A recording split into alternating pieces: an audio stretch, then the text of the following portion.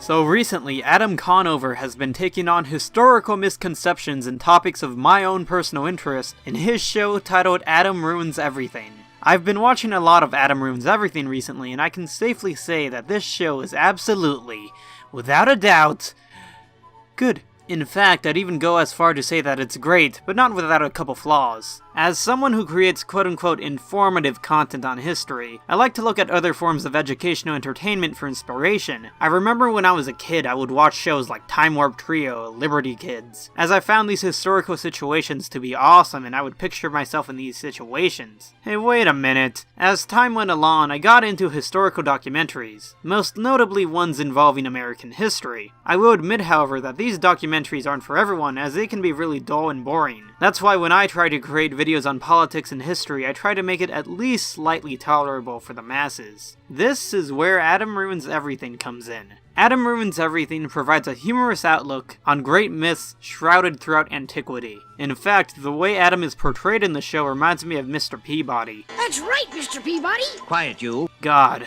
I fucking love that dog.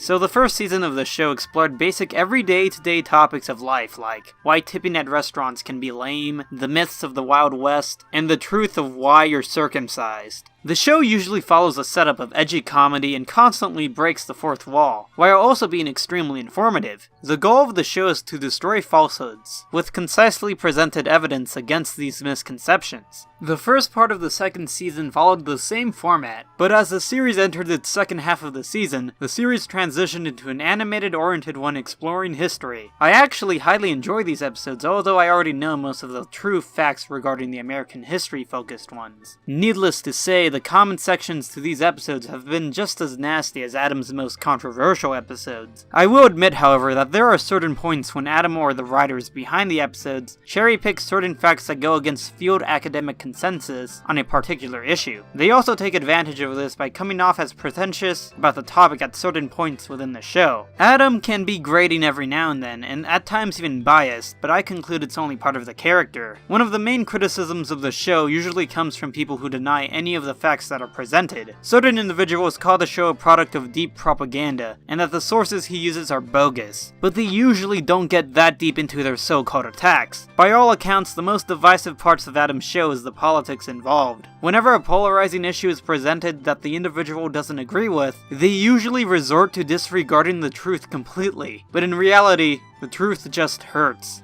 Adam Ruins Everything only seems to be fine with its critics when it doesn't attack their core beliefs. It's basic human nature to do this. That is, respond quickly to something you disagree with, rather than think logically about it and accept the data collected. I doubt that the creators of this show want what they say to be taken as gospel or anything like that, as I feel as if they also want the viewer to question the facts presented. This isn't to suggest that the show is always 100% correct, as they have made a couple gaffes. They made an effort in the second season to correct these mistakes by committing to a correction segment, and that honestly makes me respect the show a little more. A couple mistakes every now and then should not invalidate the source material completely. At least they acknowledge their mistakes and strive to be better, rather than just be a writing staff that claims to have never committed flaws. People who also bash the show usually resort to calling Adam a soy boy, which, oh man, you guys totally destroyed him. Yep, he definitely has that soy boy beard, alright. Overall, I think Adam Ruins Everything is a fine show that tackles misconceptions and is pretty transparent on a lot of issues for the most part. I would definitely recommend that you give it a watch.